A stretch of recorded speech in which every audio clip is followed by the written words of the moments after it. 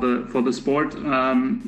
Many people have talked about Justin's wrestling being a challenge for your wrestling. How do you see it? How good do you see his wrestling to be? I watch all his fights. I think he have good wrestling defense, very good wrestling defense. He know how to wrestle. And he wrestling almost all his life. But I don't think he last like 5-6 years. He used his wrestling, it's like how I use, because I always use my wrestling in training, inside the cage, because wrestling and top control. This is what make me champion. And I don't think last couple of years he become very good wrestler. He have base what he have like when he was kid, but right now it's like everything is changed. And of course he know how to defend if someone try to take him down, but we don't. And we all know about his condition too. If I'm gonna attack him first 2 rounds, in third round I think he's gonna finish, because he don't have good condition.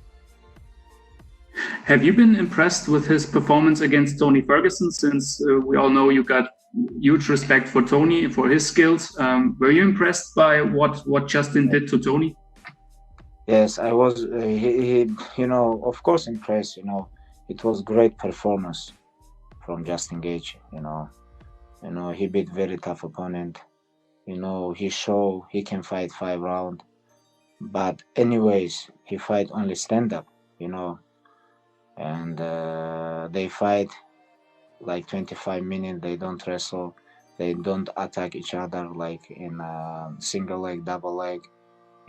It was like only striking match, kickboxing match. But with me, it's gonna be completely different. You have to worry about takedown. You have to worry about boxing. You have to worry about kicking. You have to worry about grappling. You have to worry about MMA. This is not striking game. And you have to worry about condition. You have to worry about my pressure. I'm gonna give him so much, and you have to be ready.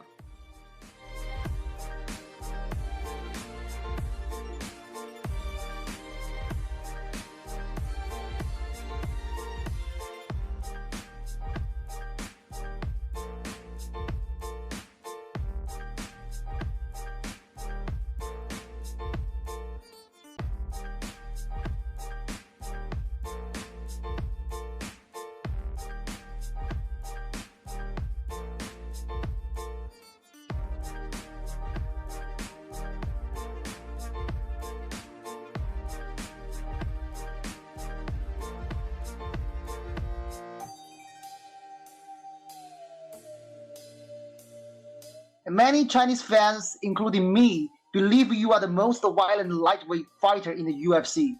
They love to see you stand in front of opponents and exchange heavy punches. But we didn't get enough chances to see you fight on the ground for most time. Would you bring out something different when you fight against Khabib this time?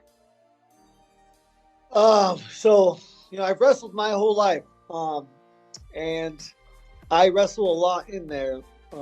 Huge part of wrestling is not being able to let someone take you down and hold you down, and that was my main focus my whole life when I wrestled. I never had a great offense, but you could not take me down, you could not hold me down.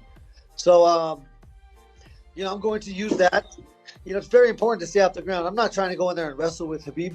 I don't think I could beat him in a wrestling now, because I haven't focused on wrestling like that to win a wrestling match. I'm not there. But I've constantly worked on my defense. That's never gone away.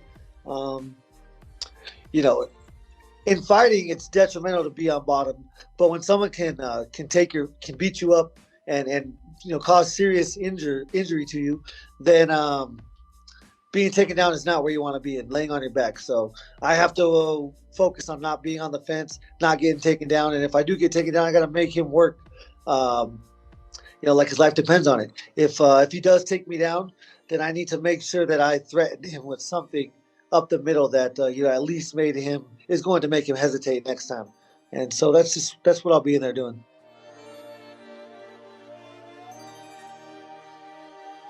What did you think about the Stylebender and Costa fight? I figured that was going to happen. Costa's, he's a little flat-footed a little bit. You know what I mean? But he'll pressure you. Yeah. I think he knows how to go forward. He doesn't know how to go backwards. But I've trained with Stylebender. Yo, he whooped my butt pretty good. He's came good, in the man. gym, had just finished his I think he had a kickboxing match like 2 weeks before. Yeah. And that's when I had just started my camp. Man, he got in there and put a beating on me. He's good, man. Put a beating on me. He is. He's very good. You got to give him credit. He's the best. But Costa, to me, when you showboat like that, you're not focused. How many people have really played that game and came out successful? Yeah. That's not something to play with, especially not in a championship. You just don't play like that, Yeah. Stylebender was serious. Costa came in, thinking that just because he's a white belt that he's nothing and he's skinny. Like, hey, being skinny has its benefits, dude. Yeah. Obviously you saw that. And, I don't understand all of a sudden either why not Stylebender, but Costa is getting so upset because he saw what Stylebender did to him, I saw But that. I'm like, dude, you were the one talking so much, and then he get you at the end, and now you're mad, Yeah. because he embarrassed you. Like, come on, man, roast some balls. You know what I'm saying? Like, Yeah. man up to that. It is what it is. You can't demand a rematch after that type of performance either. It's not smart. That is not going to sell. That's for sure. Yeah.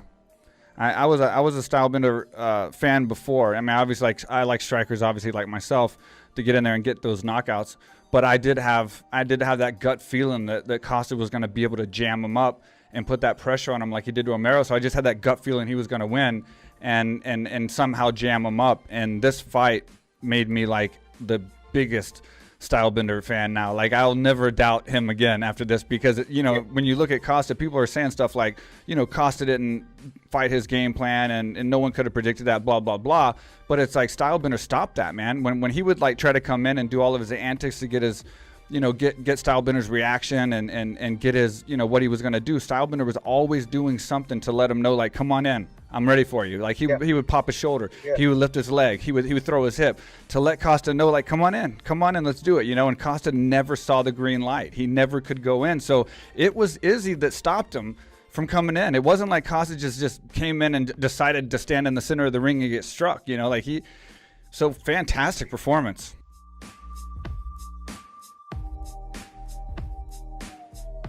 Another main event for you, another time to be at the top of the card. I mean, at this point in your career, does that even still excite you anymore? Does it mean anything, or is it just I'm just showing up for another fight? When they say main event, I'm like, oh, okay, well, now we have to put a lot of work because we got 5 rounds instead of 3. So for me, it's more.